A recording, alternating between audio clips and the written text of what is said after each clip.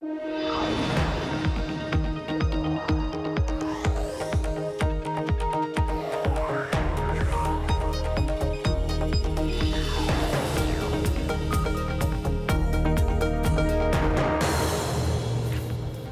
Emily Chang, and this is Bloomberg Technology. Coming up, HPE announces CEO Meg Whitman's departure. We'll dig into her tenure at the company and the tough job that awaits her replacement, Antonio Neri.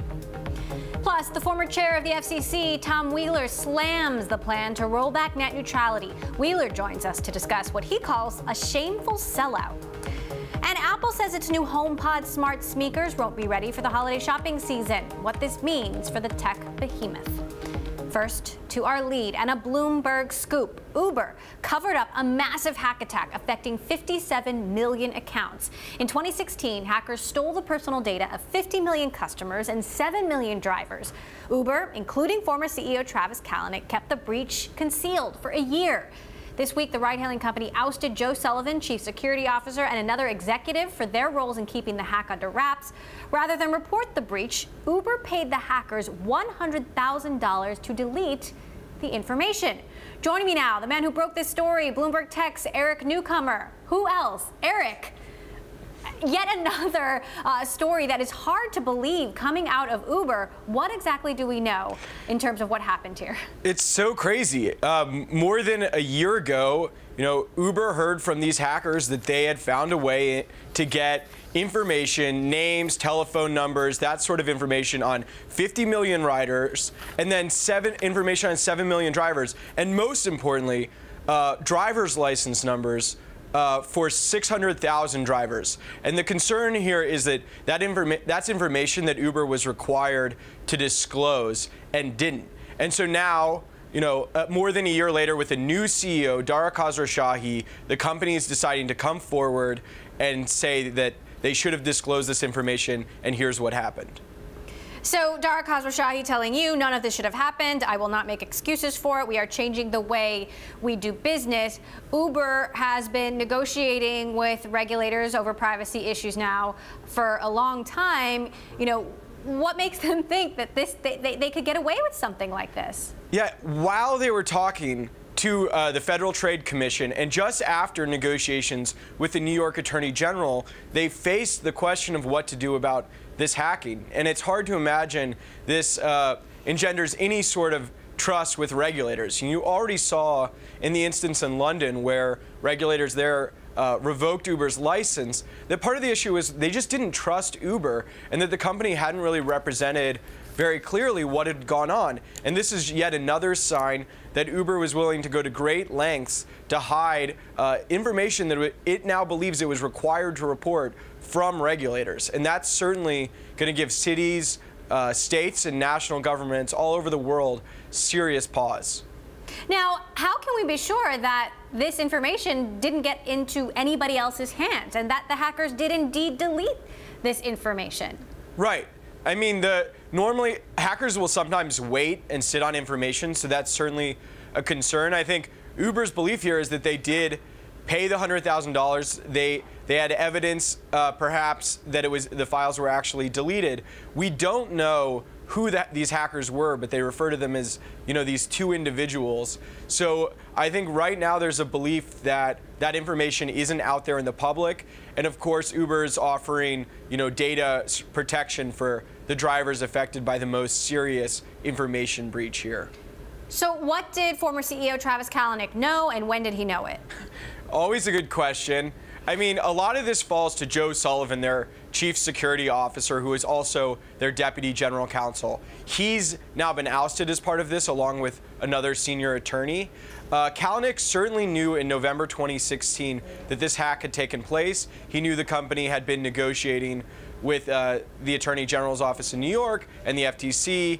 There are questions about how much he knew the legal reasoning and legal obligations behind this decision, but he certainly knew about the hack and knew about the scrutiny that Uber faced from regulators and Attorney General's offices. So what kind of penalty could Uber face here? Could they face some sort of consequences from regulators? Could they be hit with a lawsuit, in fact? Yeah, I think that anything's possible. As we've reported before, Uber faces sort of ongoing criminal probes that have touched on at least 5 different areas. So this is a company that, over time, regulators and law enforcement officials are looking at. So, and there are dozens of civil suits against Uber. So it certainly wouldn't be surprising that something like that could happen. But I think we just have to wait and see what the actual consequence is. I mean, but you have to imagine that some sort of monitor or attempt to make sure that Uber's doing what it says it's doing is something that regulators or law enforcement is going to be thinking about after these revelations. Now, I know it may be hard to keep track of all of the open investigations, but what do we know about the status of those and whether we're likely to see any kind of penalty? We haven't heard a lot new since sort of my big story last month saying that there were these 5 investigations. And I think one interesting fact here is that Joe Sullivan, who's been ousted as part of this incident, was sort of at the center, or at least his organization was at the center of some of those things. You hear about Grayball, the software meant to help, in some cases, Uber drivers evade law enforcement. That was something Sullivan's team was responsible for, and something that investigators have looked at and may still be looking at. So there's so many questions still that Dara Khosrowshahi really has to keep playing cleanup, and he knew that was what he was coming into. Maybe he didn't know quite the extent of it, because again, this one, the data breach, is a total surprise. I mean, Uber has so many problems, and the idea that there's a new one is just shocking. So Joe Sullivan was formerly chief security officer at Facebook. He also worked at PayPal and eBay, a long tenure for him in the tech industry. All right, Eric Newcomer, thank you so much. Thank you for joining us. Great scoop by you. Well, according to Bloomberg data, Tesla is spending an average of $8,000 per minute as it ramps up production on its all-important Model 3 sedan. That could put the company on track to exhaust its current cash pile by early August, though the pace is not expected to continue. Tesla has said it has ample money to meet its target of producing 5,000 Model 3s by the end of March. Coming up, HPE releases its 4th quarter earnings and announces a major executive leadership departure. We'll tell you about the next CEO as Meg Whitman wraps up 6 years at the helm. And Bloomberg Technology is live streaming on Twitter. Check us out at Bloomberg Tech TV weekdays, 5 p.m. in New York, 2 p.m. in San Francisco. This is Bloomberg.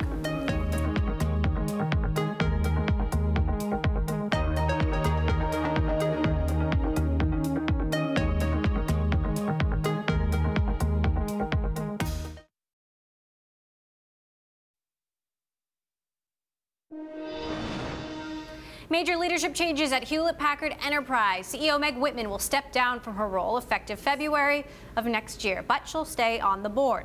Antonio Neri will succeed Whitman as CEO. News of the executive reshuffle was announced with the company's 4th quarter report. Shares are dropping in extended trading as much as 7%. The company reporting over $7.5 billion in net revenue for the quarter, missing estimates. Joining us now from Framingham, Massachusetts, Crawford Prete, Executive Vice President of Research Products for IDC. Crawford, you just got off the phone with Meg Whitman. What did she have to say? Hearing me? Right. Crawford, can you hear me? You just got off the phone with Meg Whitman. What did she have to say? Okay. Corey Johnson, our editor-at-large, luckily is standing by with me right here in the studio. Yes, I am. You did not speak to Meg Whitman, but you know the news. She doesn't speak What's to me, it's true. Look, Meg Whitman took on an apparently impossible job, which is to try to right Hewlett-Packard into a better and bigger business than it had been in the past, to restore it to the glory that Hewlett-Packard once had been as the leader in Silicon Valley. We saw a lot of changes at the company, most notably the split, taking Hewlett-Packard Enterprises, which is supposed to be the high-growth software services business, the router business, and as well as the low-growth printer and PC business, and spin that off on the other side. She went as CEO with what was supposed to be the high-growing business, but it didn't turn out that way. That business continued to shrink. Notably, they continued to spend billions of dollars in acquisitions, and yet they are still taking write-downs. The restructuring charges in this quarter alone, they spent $10 million a week in restructuring charges. The restructuring charges, the one-time restructuring charges, go all the way back to 2001 with this company. That wasn't all her fault, but she couldn't find the right direction for this company to really resume its years of growth. The numbers they put out today on an adjusted basis business shows some growth. But if you really pull back the numbers, you see the most important divisions weren't growing, or certainly weren't growing in any kind of size. That they maybe relied on a lot of leasing. They couldn't get the right product mix for today's world of technology. President Antonio Neri will be taking over for her. We spoke to him a while back. I did ask him about his name being touted as the successor to Meg Whitman. Take a listen to what he had to say. As you know, I've been in the company for 22 years, always in many different areas of the business, and I'm very excited about the future of this company. Crawford Del Prete is now with us. Crawford, we were listening to Antonio Neri, who will be succeeding Meg Whitman there. You also, as I understand it, spoke with Meg herself, just got off the phone with her. First of all, what did she have to say? Yeah, so obviously we talked about the quarter, but we also talked about her legacy. And I think what Meg, feels like is that Hewlett-Packard is innovating in a way that they weren't innovating when she arrived. I think if you look at the situation this company was in when she arrived, they were in a real haphazard situation with the exit of Leo Apotheker. I think that when you look at the playbook that they're running now, it's a playbook where they can innovate, and they do innovate. The problem is they still participate in a lot of relatively low margin segments. But I got to tell you, this company was irrelevant, heading toward irrelevance 3-4 years ago. The playbook of value-added sort of areas of the infrastructure that they can then add to their portfolio and sell through their channel is showing revenue growth. That revenue growth is something we haven't seen for a number of quarters. Now we've seen it in the second sequential quarter. So relatively, Meg and I talked about, the business is performing, better than it's been ever, performing, or at least in recent history. I think separate from that, you have to look at, how, is the job done? And I think that's the open question. So tell us, who is Antonio Neri and what kind of leadership is he expected to bring to the company? Yeah, I've had the pleasure of knowing Antonio for a long, long time, over 10 years. He is an HPer. He is an HPer pre-Compaq merger. He joined. I met him when he was running the customer support organization within the personal systems group. He is the every HPer in the sense that he knows everyone. He's had so many jobs. He's climbed the corporate ladder, and he is extremely well regarded in the company. Meg made a comment to me when I spoke to her earlier, which was that when she joined, 60% of the top managers weren't from Hewlett-Packard. Now that number is completely reversed, and here we have the CEO having climbed the corporate ladder. So he's really well regarded within Hewlett-Packard, and he is a bit of a back to the roots of, he's climbed the corporate ladder, and he's kind of, taken his lumps internally and knows the organization in a unique way. All right, Crawford Del Prete, Executive Vice President of Research Products at IDC, and our editor-at-large, Corey Johnson. Thank you both so much. Obviously, we'll continue to follow those headlines as they come out of the HPE earnings call. Well, the Trump administration is taking steps to end the net neutrality protections. We speak to former FCC Chairman Tom Wheeler, the man who oversaw their implementation. Next, this is Bloomberg.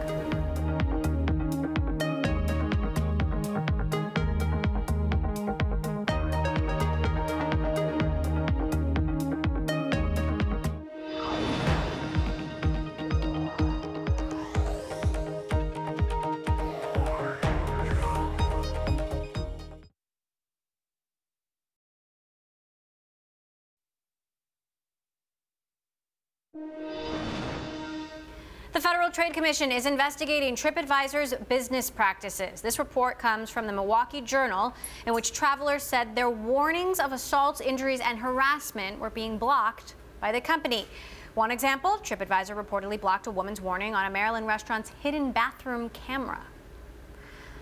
Well, AT&T is telling the Trump administration, we will see you in court. The Justice Department has filed suit to stop AT&T's $85 billion takeover of Time Warner. CEO Randall Stephenson says the suit stretches the idea of antitrust law beyond the breaking point. He is vowing not to sell CNN to appease the administration, whether the deal was influenced by President Trump or not. Speaking to reporters this afternoon, President Trump had this to say about the deal. Well, I'm not going to get involved in litigation, but personally, I've always felt that that was a deal that's not good for the country. I think your pricing is going to go up. I don't think it's a good deal for the country, but I'm not going to get involved. It's litigation. The Trump administration has taken a big step towards voiding the Obama-era net neutrality regulations. Current FCC Chairman Ajit Pai announced today that he plans to hold a December 14th vote on overturning the protections. Those regulations are intended to prevent broadband providers from favoring their business partners' offerings or their own video and other content. Pai spoke with Bloomberg Radio today to defend his decision. Take a listen. The FCC would require that all Internet service providers be transparent about their business practices. If they're blocking or throttling content, they have to disclose that. And additionally, we make clear that the Federal Trade Commission would have authority to police broadband providers if they're behaving in an anti-competitive way. And so through those two rules, we would be able to protect consumers going forward and promote investment in the networks that are necessary to promote digital opportunity. Joining me now to discuss this, the man who led the FCC during the Obama administration when those protections were instituted. I'd like to welcome former FCC Chairman Tom Wheeler. Tom, thank you so much for joining us. You've come out strong against this potential rollback here. You've said that it is shameful, that it is a sellout. Why? Well, you just have to listen to that explanation that Chairman Pai just had. Let's think about this. Transparency is the solution. So all that is necessary to do something evil is to tell you that I'm about to do something evil. That doesn't make any sense. And then, okay, what do you do once you have that information? 2/3 of the households in America have no other choice as to where they're going to get their internet. So this is, to go out and claim that somehow this is some kind of consumer protection is a fraudulent representation. They say their proposal is more fair, more pro-consumer. What makes you think it's actually the opposite? Well, I mean, in the name of consumer protection, they say they're not going to protect consumers. In the name of better regulation, they say they're going to turn it over to the FTC. But yet, an FTC commissioner, Commissioner McSweeney, this afternoon tweeted that even if they do that, the FTC doesn't have any authority. They're just running away from their responsibilities. The big concern here is how this impacts the haves and the have-nots, the folks who could increase future innovation, be responsible for future innovation. How would this impact the haves of the moment, the Googles, Facebooks, Netflix? Well, I think the important thing here is how does it affect everybody and their ability to get on the internet and for consumers to reach providers and for providers to reach consumers. You know, what we're seeing here is the cableization of the internet.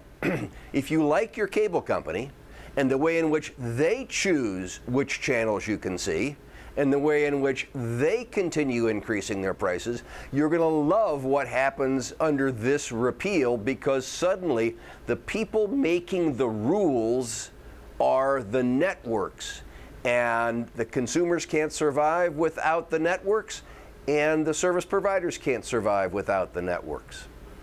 So how can we hold ISPs accountable? Well, that's what we did on our open internet rule. We said, hey, there's some bright line rules that you've got: no blocking, no throttling, no paid prioritization. You've got to provide information to the consumer, and we will put a referee on the field to look at what your continued actions are as technology evolves and throw the flag if necessary. And what the Trump FCC is doing is just turning its back and walking away and giving the network companies everything that they have asked for. This is unfolding against a very interesting political backdrop. Of course, we just mentioned earlier what's going on with AT&T's proposed merger with Time Warner, the DOJ now suing AT&T. How much of this is politically motivated?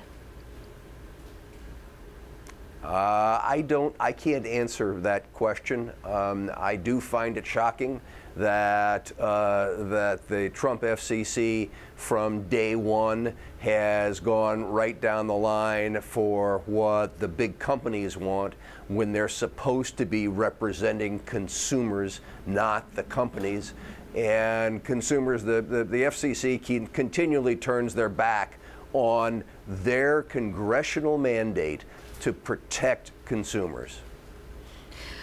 Look, by all accounts, it appears that this will happen in December.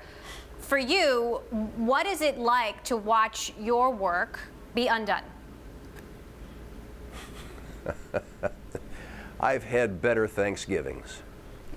No, Emily, I think that the answer there is that this is a long process, and that yes, it appears as though they have the votes to overturn it in December. Then it'll be up to the court. The decision that we made twice went through the court and was twice affirmed by the court.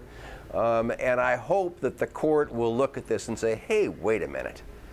This has been in effect for 2.5 years, and there haven't been bad things that resulted. Why are they turning around and going the other direction?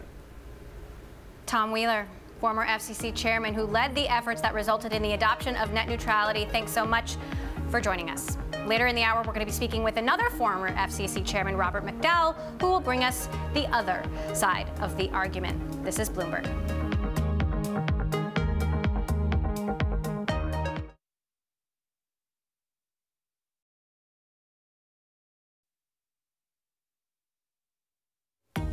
I'm Elisa Parenti in Washington, and you're watching Bloomberg Technology. Here's a check of your first word news. Embattled Alabama Senate candidate Roy Moore continues to deny allegations of sexual misconduct from 6 different women, and today his campaign staff took to aim to the media, Democrats, and Judge Moore's accusers. All you people that run around yelling stuff at Judge Moore, asking him these ridiculous questions, I'm the chief political strategist. And my advice is every time they yell something like that to you, Judge Moore, or to the campaign, just think it's the Jerry Springer show. Don't answer it. Judge Moore's answered all the questions. We believe Judge Moore. We don't believe these women. It's just that simple. President Trump also weighed in on the upcoming election and told the people of the state not to support Republican Roy Moore's Democratic rival, Doug Jones. The president said, quote, "We don't need a liberal person in the Senate." The House Ethics Committee today says it has begun an investigation into sexual harassment complaints against Democratic Congressman John Conyers. The longest-serving member of the U.S. House has acknowledged settling a sexual harassment complaint against him, but denies the accusations in the case. The New York Times is reporting that State Department officials have accused Secretary of State Rex Tillerson of violating federal law. Officials said Tuesday that Tillerson excluded Myanmar, Iraq, and Afghanistan from an annual list of countries that use or fund child soldiers, even though the 3 countries were conscripting children.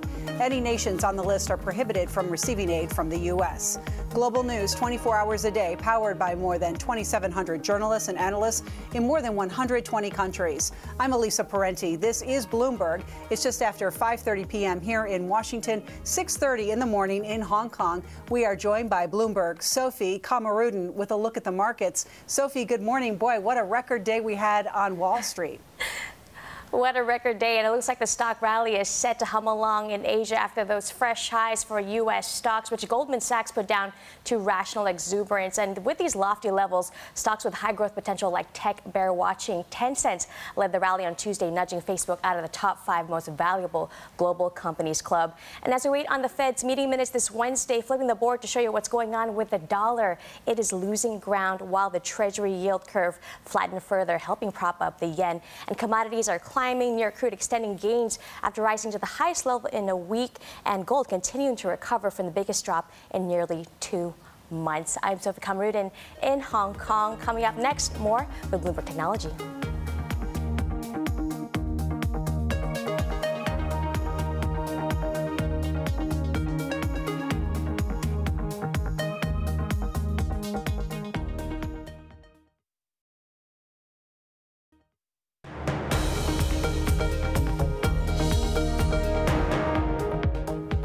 This is Bloomberg Technology. I'm Emily Chang. Two top stories this hour. Meg Whitman is stepping down from her role as HPE CEO.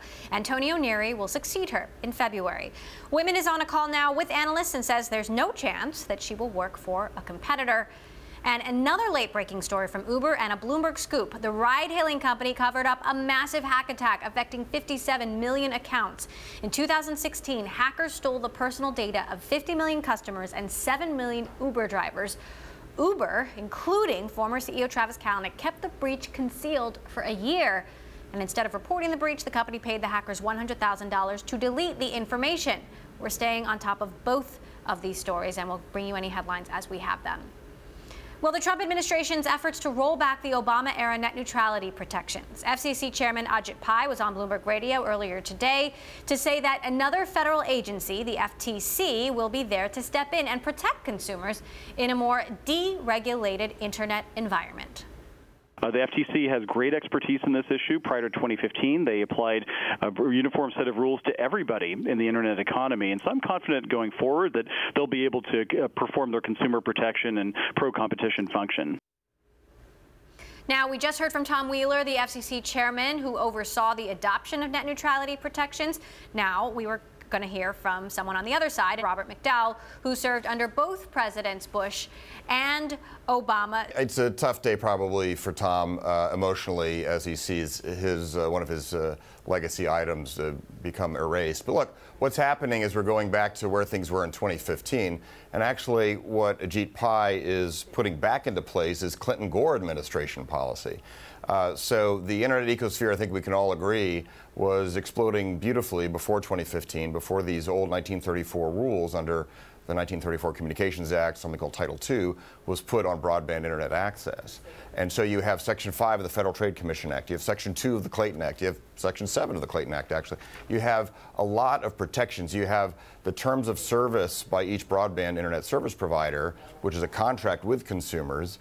Look, if they were to discriminate in a way that harms consumers, there would be an avalanche of class action lawsuits, for instance. So there are so many protections that were already in place in 2015 before this thing called Title II was imposed into the internet ecosphere. So it's actually going to be just fine. The sky is not falling. There's not going to be some internet dystopia coming.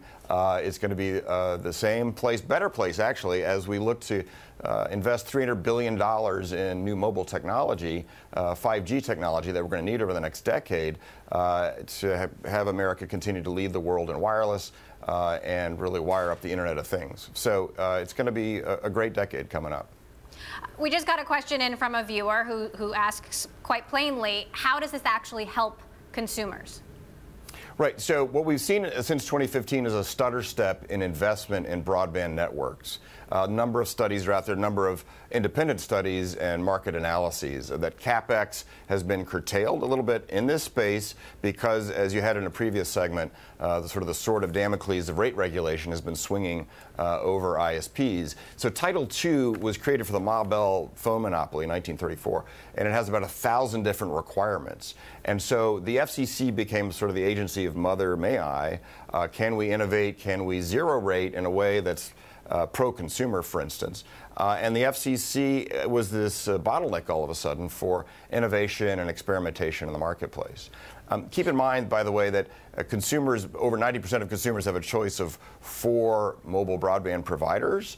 Contrary to what Tom was saying, and mobile broadband speeds are much faster now than DSL or cable modem speeds were even just 10 years ago. And they'll be 100 times faster after we wire up or have wirelessly connected with 5G. The Internet of Things. So it's going to be a wonderful time. How do we hold ISPs accountable, though, when this is mostly honor system based?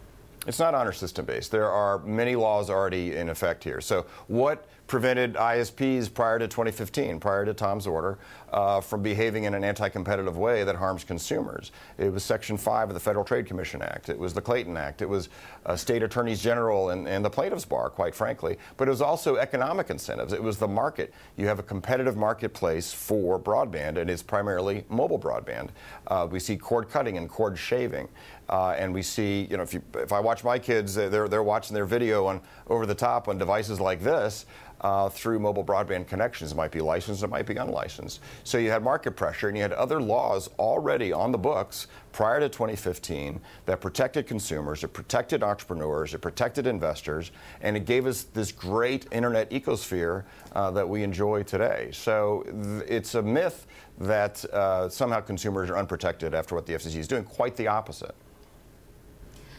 Now, we've also been talking about the DOJ suing AT&T over its attempt to acquire Time Warner. Earlier with Tom Wheeler, we were talking about how much of all of these issues are politically motivated. I'm curious for your thoughts on that, given that you worked with both a Democratic and a Republican administration as FCC chair.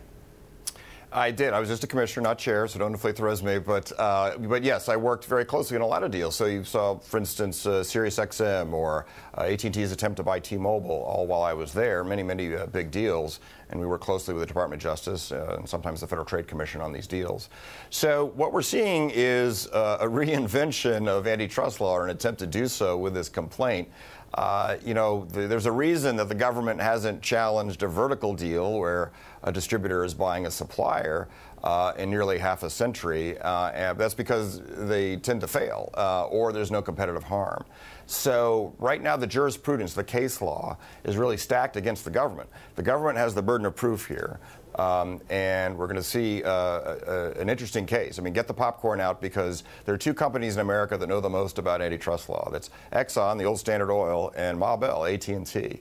And AT&T was willing to go to court in 2011 in a horizontal merger where they were buying a competitor, T-Mobile.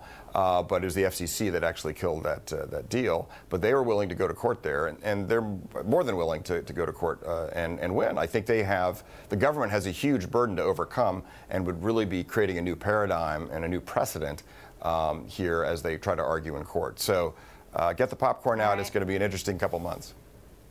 The popcorn is out indeed. Former FCC Commissioner Robert McDowell, thank you so much for joining us. Coming up, e-commerce giants are gearing up for huge holiday spending sprees. How to protect yourself during this online shopping period next. This is Bloomberg.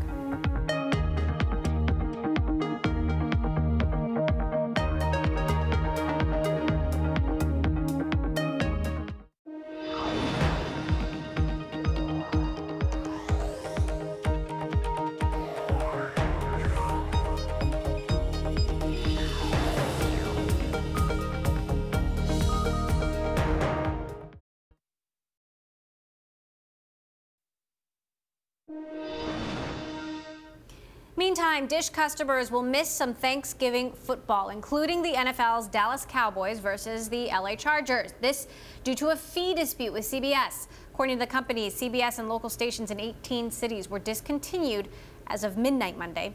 Dish accused CBS of, quote, bringing its greed into the homes of millions.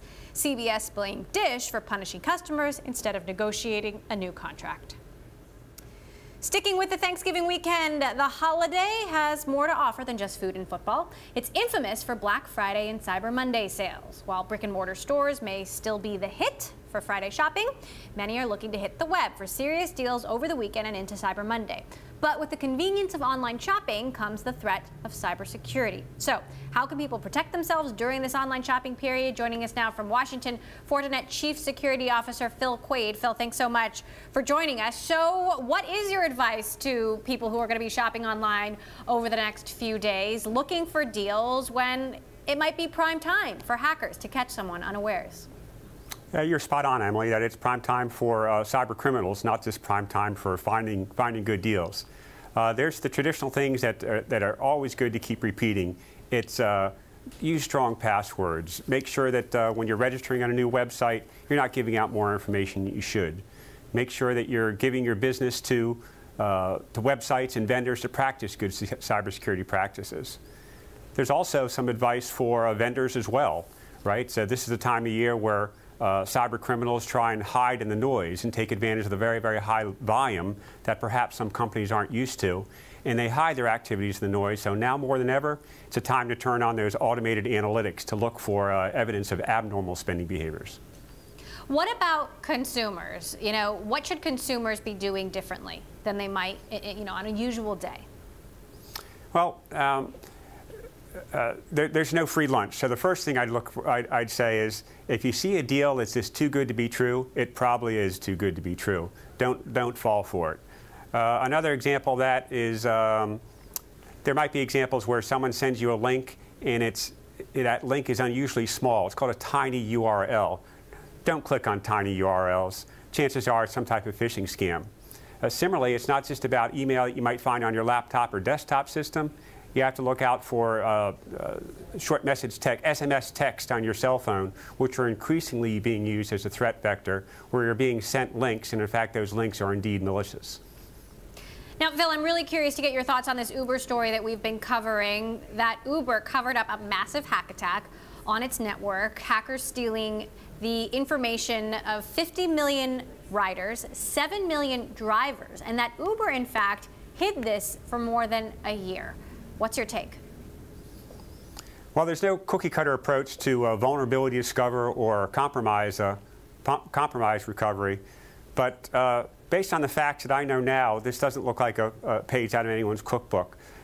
Chances are, when you have an inevitable vulnerability or inevitable compromise, you need to have a practice that involves responsible disclosure, quick remediation, and give the consumers confidence that you're doing the right things to make sure that things like that were trying to be prevented in the first place, and of course won't happen again. Now, Uber, instead of reporting it, they paid the hackers $100,000 to delete the information. Is there any way to be sure that the information was actually deleted and that that information never got into the wrong hands or others' hands?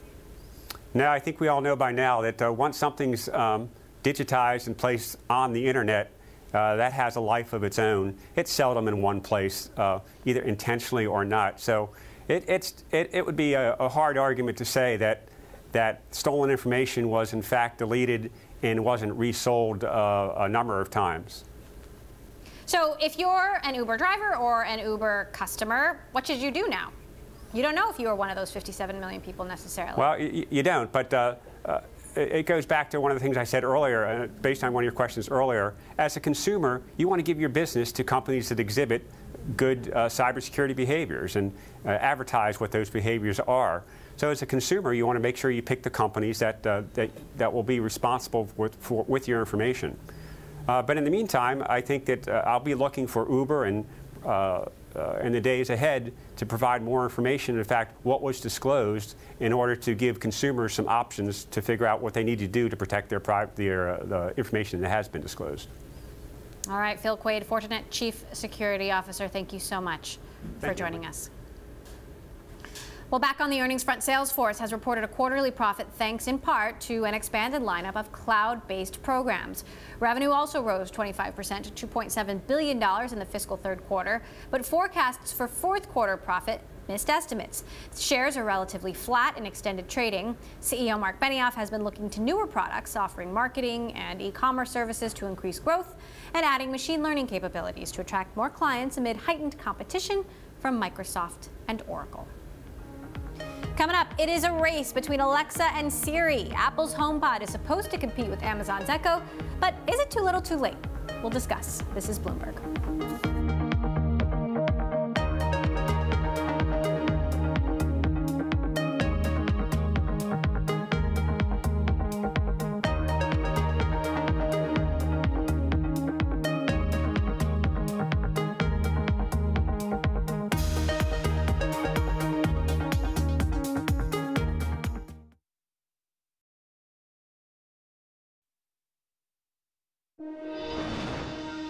A story we continue to watch. There's a report that Apple's iPhone X was being built with high school students illegally working overtime. According to the Financial Times, Apple's main supplier in China, Foxconn, had the teenagers working 11-hour days in an effort to catch up with demand. Foxconn says it's taken action to correct the situation. Well, in the battle of voice-activated assistants, Apple may be losing out to Amazon in more ways than one. The HomePod is set to make its debut early next year, more than 3 years after the launch of the Amazon Echo. But it is not just about timing. Apple's device also lacks many of the capabilities that make the Echo such a hit.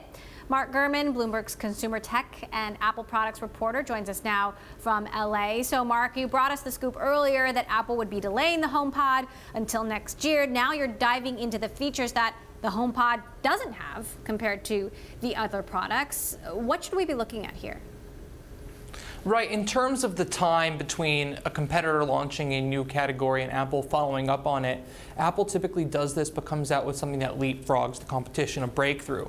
We saw this with the iPad, the iPhone, and the Apple Watch. What we're seeing with this Amazon Echo to HomePod situation is a product that's not only coming 3 years after Amazon's, but it totally misses the point in terms of what Amazon was hitting at. They're going after another category that people aren't necessarily asking for. People want a cloud-based device like the Alexa-powered Echo that can do everything for you, from ordering groceries to ordering lunch and dinner to making appointments and calling an Uber or a Lyft. What Apple's brought to the table here is a really great loudspeaker, something that other companies like Sonos have already established a footprint for. Now, when I spoke to Tim Cook in June when they unveiled the HomePod, I asked specifically, does this mean Apple is interested in e-commerce or getting into e-commerce? And he said, no, I don't think so. In fact, you should really look at this as an audio device. That's where they think they're adding value. Take a listen to what Tim Cook told me. Apple's a company that deeply cares about music and wants to deliver a great audio experience in the home. We feel like we reinvented it in the portable player area, and we think we can reinvent it in the home as well. Is he right, Mark, that there is a desire to reinvent the audio experience in the home? Or is that not what customers want right now? Well, let me take us all through some history. So in 2006, Steve Jobs at the time, as we know, the late Apple co-founder, unveiled a product called the iPod Hi-Fi. It was $350, just like the HomePod, and the pitch was to basically reinvent home audio and sound. That product didn't fare too well. Although this was 10 years ago, the product still was a massive flop for the company, a black eye. It was discontinued less than 2 years after it came out. Here's Apple 10 years later basically coming out with the same approach, a audio device, a speaker that sounds perhaps better than the competition and integrates with Apple's products better than the competition, but it's not really a true leapfrog product. It's not an advance like the iPhone, the Apple Watch, and the iPad were when they came out, not as the first devices in their respective categories. So, what do customers want? And is it e-commerce? And can we expect Siri via the HomePod to offer any of these features? I mean, Alexa and the Echo has been a smash hit, surprisingly so, for an e-commerce giant like Amazon. And it basically can do everything with your voice. You can control your home, you can control your music. That's what the HomePod will be able to do, but the HomePod won't be able to do much beyond that. In terms of e-commerce coming to the HomePod, now, one of the key differences between the HomePod and the Echo is that the Echo is the product. The HomePod is an extension to the product, which is the iPhone. There are thousands of apps available through the cloud for Echo devices and other Alexa products, whereas the HomePod relies entirely on an iPhone for third-party applications. And not enough that it relies on the iPhone and it doesn't have its own ecosystem around it. The iPhone apps that work with it are limited to 3 categories: text messaging through apps like WeChat and obviously iMessage and maybe Facebook and Skype. But the other apps are just note-taking apps and to-do list apps. So it's a very limited subset of applications that are already limited to working with Siri that are going to work with the HomePod. I mean, this thing has a processor, a chip in it that comes straight from an iPhone, so it should be powerful. It should have all these enhancements in a full app ecosystem. Remember, Apple had all the tools to come out with a killer product like the Echo. It's had iTunes since the early 2000s. It's had Siri, and it was the first to mainstream voice activation since 2011. And obviously, Apple's been, the king of the hardware industry in terms of making cool-looking, well-put-together products for several decades. It should have been Apple that came out with an Echo-like device, 5 years ago, not Amazon. All right, Mark Gurman. Well, it'll be an interesting holiday season and 2018 early spring we'll be watching. Thank you so much for joining us. Thanks. And that does it for this edition of Bloomberg Technology. A reminder, we are live streaming on Twitter. You can check us out at Bloomberg Tech TV weekdays, 5 p.m. in New York, 2 p.m. in San Francisco. That is all for now. This is Bloomberg.